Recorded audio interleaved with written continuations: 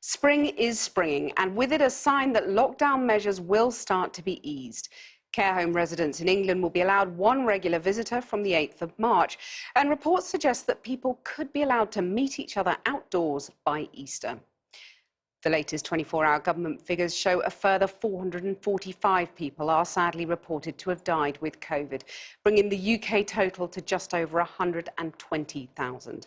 There have been another 10,000 new cases in the UK. But another 370,000 people received their first dose of the COVID vaccine yesterday. So more than 17 million people have now received a first jab. Jane Deeth reports. A country craving social contact. And this is the weekend ministers must decide when and how we can see family and friends again in England. All eyes are on Easter. The options reportedly include letting 2 households or 6 people from different households meet outdoors. But the first stop on Boris Johnson's roadmap out of lockdown is the return to school. And there's heavy resistance to any idea that all children in England could go back to class on the same day, March the 8th. Sending young people back to school is not risk-free and will increase community transmission. And all we're saying is, if you've got 10 million children and young people, and on one day alone you send all of them back with their parents dropping them off in many cases at school, that really does seem reckless. The 8th of March will also be a huge day in care homes in England. That's when residents can see a chosen relative or friend face to face again. David and Anthea Capewell have been married for 52 years. Anthea's been in a care home for the last 5. She has Alzheimer's. For months, David hasn't been able to touch her. They did try the one behind the screen. She couldn't really see me properly. The thing is, I played a bit of a crafty one. I volunteered to do some voluntary gardening because the gardener finished, and that I managed to go there about 3 times a week for the morning, you know, and I can see Anthea through the window of her lounge, which is not the same as making physical contact, but it's have to do, or it's had to do. Anthea did get COVID in May. They sent for me because they didn't think she'd make it through the night, but she pulled through. And she was in isolation for 8 weeks, and she's just fought it. To have nearly lost her, what will it mean to be able to hold her hand?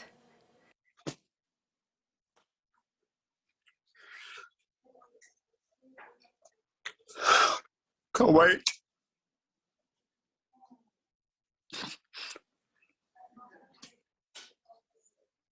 It'll mean everything to me. I mean, before all this happened, this coronavirus, I used to visit her every day for 3 hours a day.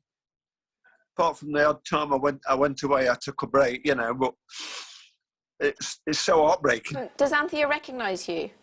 Not really, no. Before she did, because she'd see me come through the room and her eyes would light up, her face would light up.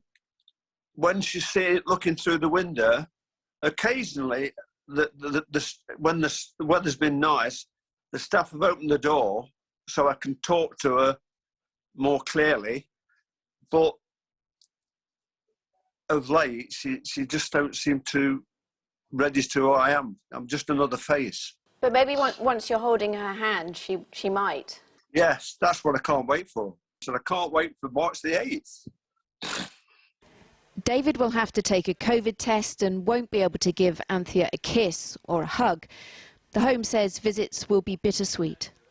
It's going to be immensely difficult, you know, not only for the relative, but also for the person who is wanting to hug. You know, both parties are going to want to hug each other. But for David, it's enough to know that soon he'll have Anthea's hand in his. Jane Deeth reporting there. We're joined now by the author and mathematical biologist, Dr Kit Yates. Dr Kit Yates, can you just translate the kind of maths of the epidemic into what it means in the real world? Where do you think daily case numbers need to be before we can start to unlock? Well, I think we need to get case numbers down to a low level that ideally we can keep on top of them with an improved find, test, trace, isolate system, which includes supporting people to isolate so that they don't have to make the difficult decisions between going to work and potentially infecting their colleagues or putting food on the table. So, and when you say low level, what kind of level are you talking there? So we're ideally we'd be down to maybe 10 cases per 100,000 per week in any given area before we start to unlock fully in those sorts of areas, before we start to see things getting back towards normal. Well, that's a lot lower than we are at the moment. So do you think that it is possible to reopen or start to reopen from March the 8th with schools and care homes, as we were seeing in Jane Dee's package there? Yeah, well, I think we need to make sure that the release of restrictions is done in a gradual and a safe way that isn't going to see infections rise to dangerously high levels, which necessitates further lockdowns. This lockdown has got to be our last lockdown. We can't go through it all again. You know, allowing infections to spread, even through the younger unvaccinated population at this point, still presents a real risk to overwhelming healthcare services. Even before we started vaccinating people, 75% of people in the ICUs were under 70 years old. So this, vaccination is definitely going to be important going forward, but it hasn't solved all our problems yet. Hospital occupancy has only just become below levels that we saw at the peak of the first wave. And that's not even to mention things like long COVID, where, potentially between 5 and 10% of people and get infected are impacted by this, long-term effects of the disease. I'll come back to vaccination in a minute, but do you think Chris Whitty, the Chief Medical Officer for England, is right to push back on Boris Johnson's plans for a wholesale reopening of schools from March the 8th? I mean, as a working parent, I've got 2 primary school-age kids. I'm as keen as anyone to see schools open up. They've always been the first priority for the government, saying they should be the first things to open, the last things to close.